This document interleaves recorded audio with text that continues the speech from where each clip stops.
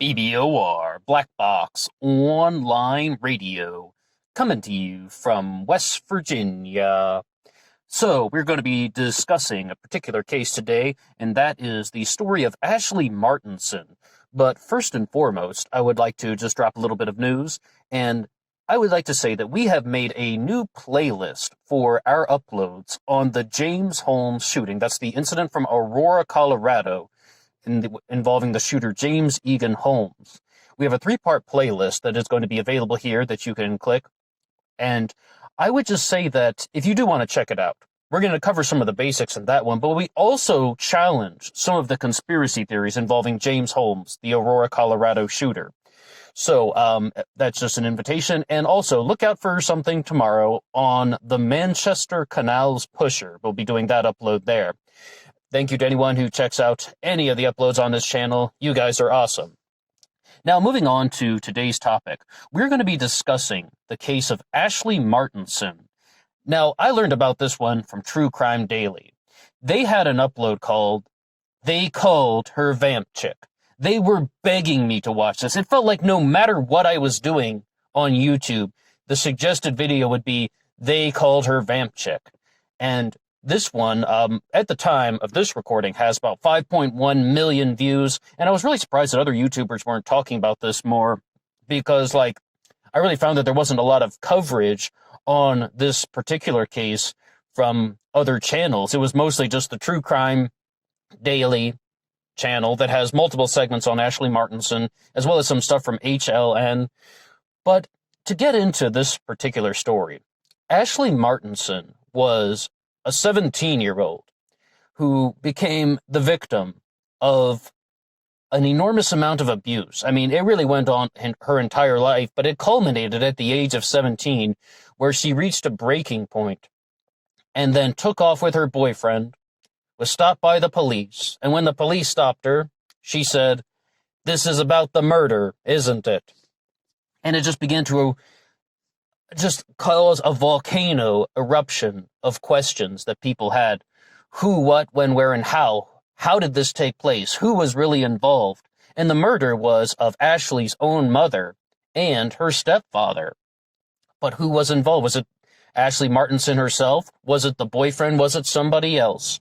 Or was there another possible scenario? Did the mother murder the stepfather, and then Ashlee intervened, and then a tragic incident led to her death? What happened? Through the exploration of this one, you see that Ashlee Martinson was someone who not only was the victim of abuse from men that her mother brought into her life, including the stepfather as well, Tony, but also the mother was enabling it somewhat, always taking the man's side. And Ashlee Martinson reached somewhat of a breaking point. She was planning to leave. She had her stuff packed to move out. She wanted to move in with her boyfriend, who was 22 at the time. And then her stepfather caught her, figured out what she was doing, and then an altercation kicked off. And they were going to confine her to her room completely, taking away the car, even not letting her go to school or work. She would have been confined to her home completely. And thus, Ashlee began contemplating suicide. By her own admission, she picked up one of her stepfather's guns, and he was a convicted felon, and he wasn't supposed to own any firearms, but he still had many of them and kept them loaded. She took the gun, put the barrel in her mouth, and then contemplated suicide multiple times, put her finger on the trigger, but then her stepfather came in the room, interrupted that, and Ashlee shot him. After her mother heard the noise, she came over to find out what was going on. Ashlee grabbed a decorative knife and began to stab her mother as the situation escalated.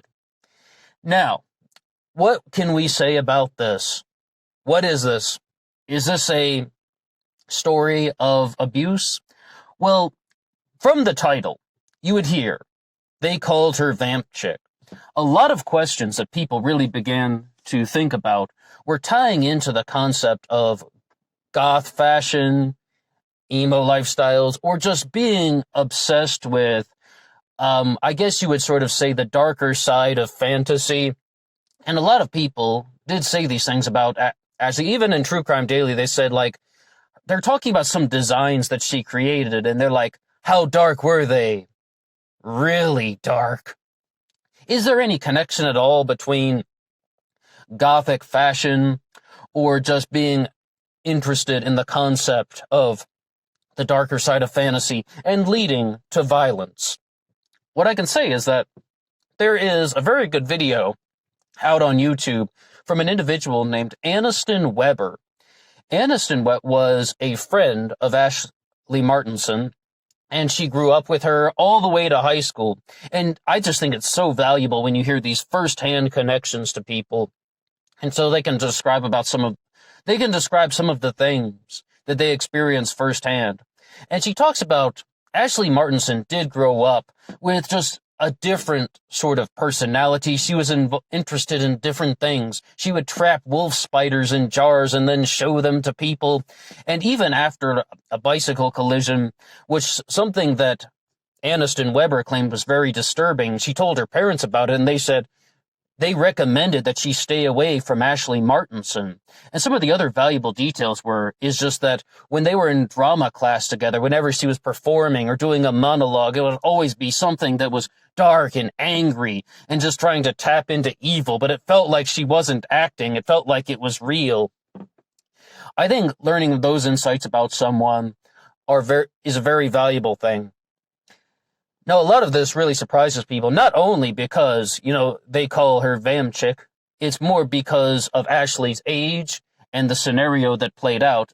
I just think that this is one of the ways that they can label this. But one of the points that I would like to bring up is they have this True Crime Daily episode called They Called Her VampChick. But VampChick was a name that Ashlee Martinson had given to herself.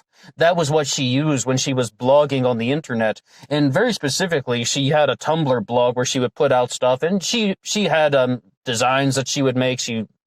I can only expect that she was really into drawing based on that. So they show some of the things that she created, as well as Gothic fashion and what Aniston Weber described as emo fashion. And Aniston simply said that she thought it was so cool. The majority of people that I have known who have been involved in that Gothic type of lifestyle are not destructive. No, absolutely not. It's simply a fashion choice. And I really think that it's what's heavily downplayed when it comes to Gothic styles is that the connections between Goth as a fashion and Goth as a music genre, like we're talking about Goth and Gothic metal. I mean, when you actually do... I remember the first time I was listening to Gothic metal, I was like, is this really metal? I mean, this is just so chill. But in all reality, I don't necessarily think that just because someone is involved in any of these fashion choices or artistic choices, that they are necessarily going to be going on to committing something destructive.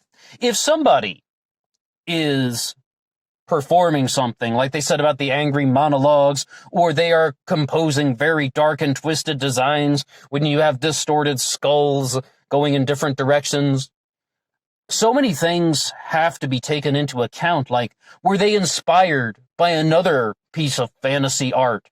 Did they read something in another book? Was there a reason why they were doing this? I mean, were they having a conversation with somebody about this particular subject? And yes, I do believe that Ashlee Martinson was feeling real pain, but that's not just because she was into these types of Gothic fashion. So I would believe anyway, me as a total outsider who did not know her. I would say that this was more like the result of the years of abuse that she suffered and having an extremely verbally abusive stepfather who would even become physically abusive toward her mother. That's a bigger sign. But what I just think is heavily downplayed is that just the concept of someone must be involved with a particular type of art or fashion because they are feeling sad, which is really quite to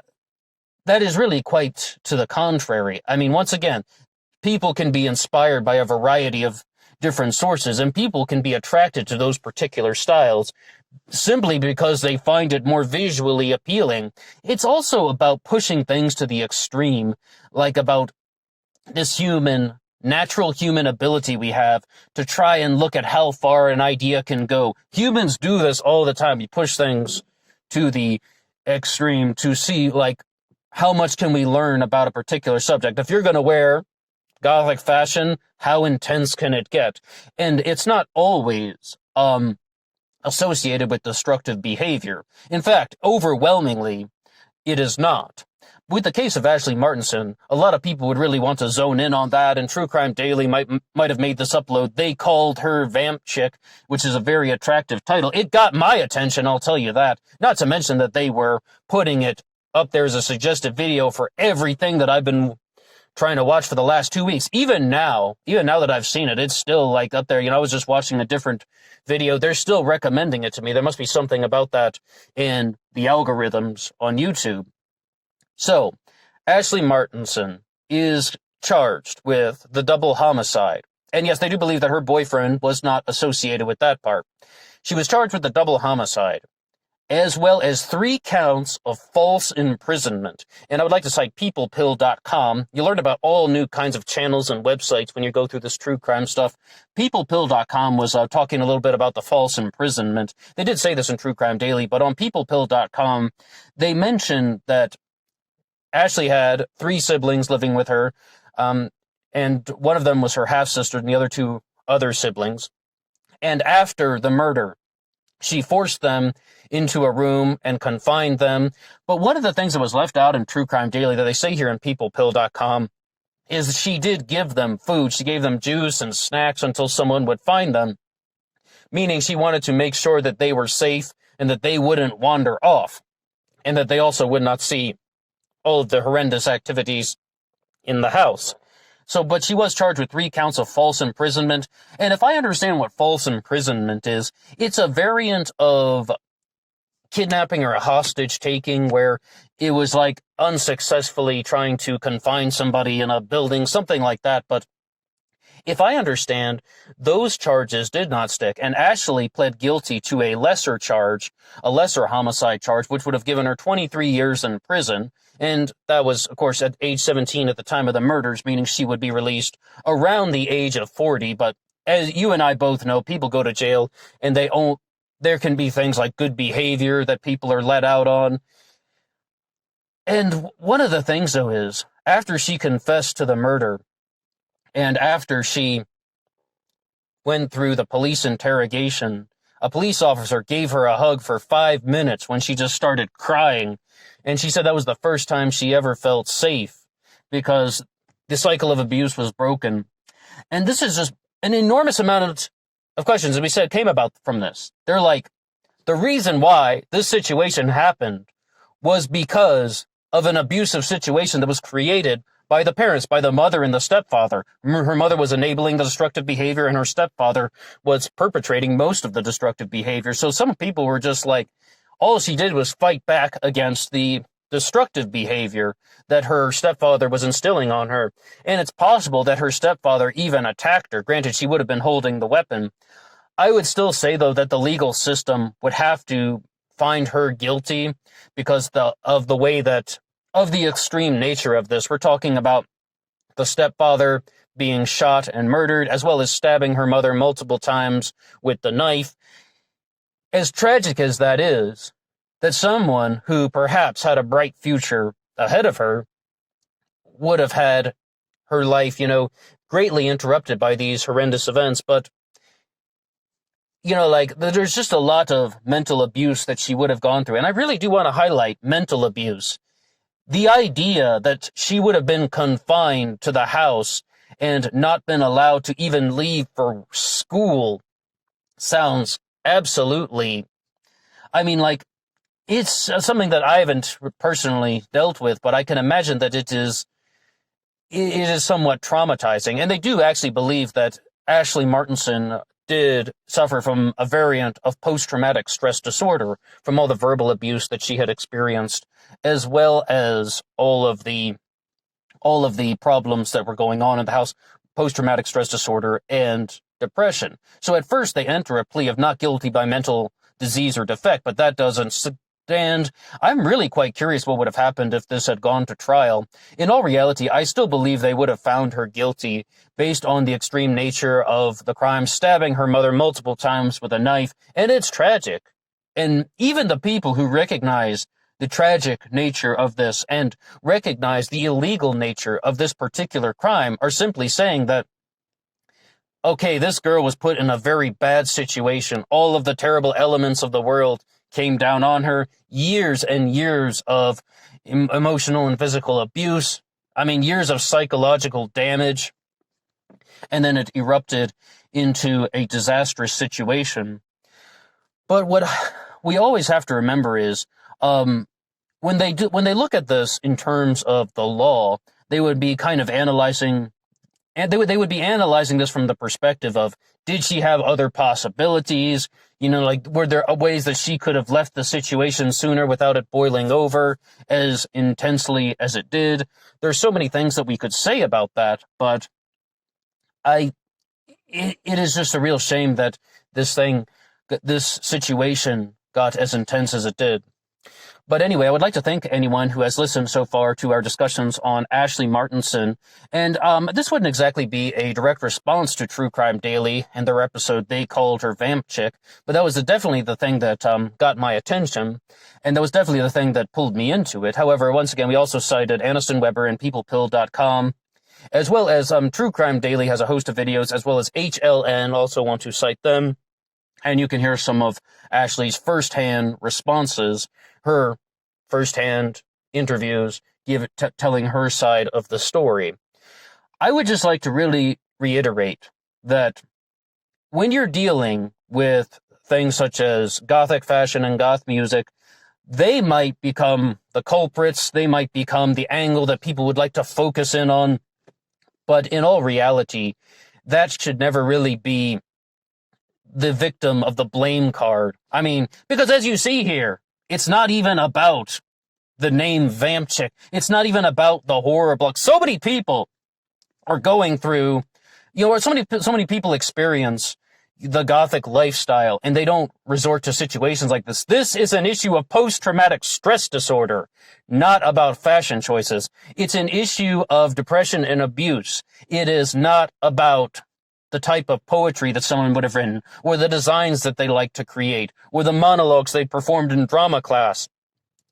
Granted, some people can have inspirations from that, but, I mean, it's so much more than that. I really think that people would love to get bogged down on that particular question. How much of a role did the Gothic arts play in her decision to commit these two murders? But in all reality, I would probably say very little. And in response, once again, this is about post-traumatic stress disorder after years of emotional, psychological, and perhaps physical abuse, as well as dealing with depression and the traumatic incident of being told that you're going to be confined to the house and you won't be allowed to leave. In short, becoming a prisoner, contemplating suicide, all of these things. What do you have to say? If you would like to challenge me on any of these points, please feel free to do so. Challenge me on this. Say something in the comments section if you disagree with anything that I've had to say, or if you just want to share your piece about Ashlee Martinson, the VampChick murders. It's only called that because of this is perhaps how people are becoming more acquainted with the subject, the VampChick murders, Ashlee Martinson. I would love to hear what you guys have to say. Please drop a comment below. If you like this upload, you can hit the like button, and if you haven't subscribed yet, you're welcome to do so. But most importantly, let's discuss a little bit more. Until next time.